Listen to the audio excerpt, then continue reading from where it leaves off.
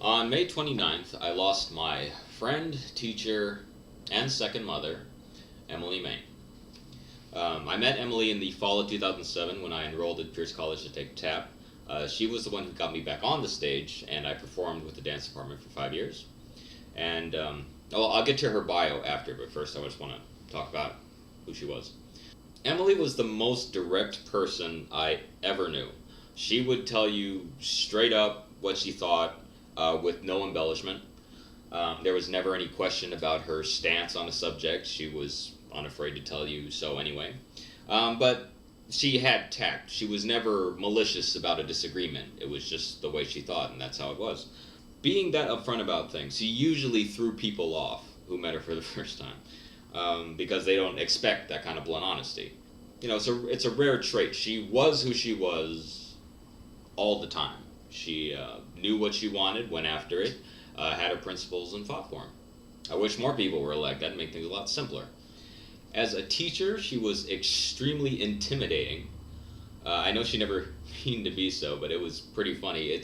She hated being 5 feet tall. She hated being short and having a small voice, and that's obviously one reason why she had a very forceful personality. It was really hard for her to get the attention of a room full of students. She would have loved to just be like 10 feet tall with a megaphone voice, just inadvertently knocking everything over. But regardless, she'd still have a classroom full of college kids just scared to death if she ever lost her patience. And me and Joe would just be over at the piano cracking up. Emily taught me at Pierce College until she ran out of things to teach me. But I enjoyed the class so much that I just kept coming back until I was assistant teacher for like the past 2 years.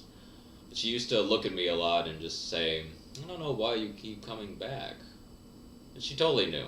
We had a lot of fun in that class, yelling at 19-year-olds and making me teach them the time step and stuff. When Emily found out she had cancer, which was 2 years ago, she didn't really tell anybody. She more or less kept it a secret. She just wanted to deal with it in her own way without raising a ruckus.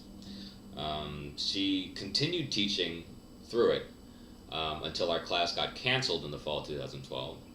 I only found out about the cancer a couple months ago because I guessed correctly. I had long suspected that something was wrong.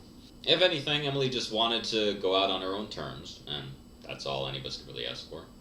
The most important things Emily taught me in the few years that I knew her, I've tried to pass on to others. The first being, have good fundamentals. You can never be too good at the basics, and you can never practice them enough. If you have a strong foundation, you can go anywhere and learn anything from anyone. Second thing, if you're an artist, be an artist, but have some integrity. Stand up for yourself when you're out in the world. You know, don't be a dick about it, but don't lie down for anybody either. Emily was an extremely stubborn individual. We don't use encyclopedias anymore, but if we did, her picture would be next to the word.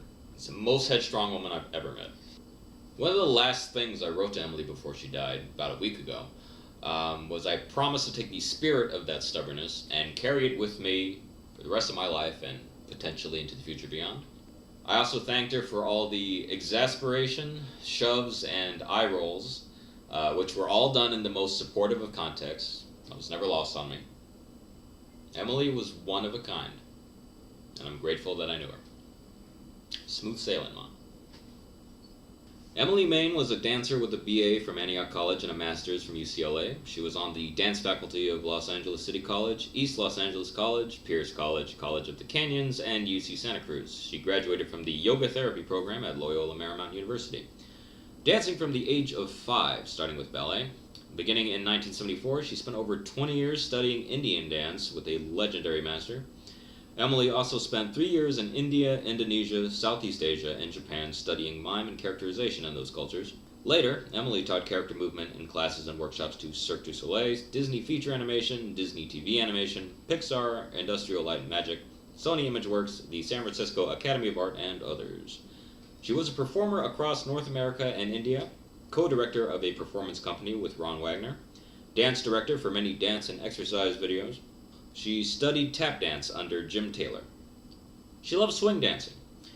She saw Jimi Hendrix perform when he was opening for the Monkees in 1967. She loved talking about Apple products and going to Macworld. She liked eating at Sharky's. She loved Disney movies. She liked sword fighting. She loved gardening. She was often unintentionally hilarious and prone to striking dramatic poses. And she was very supportive of her students and extremely supportive of her close friends. I'll miss her.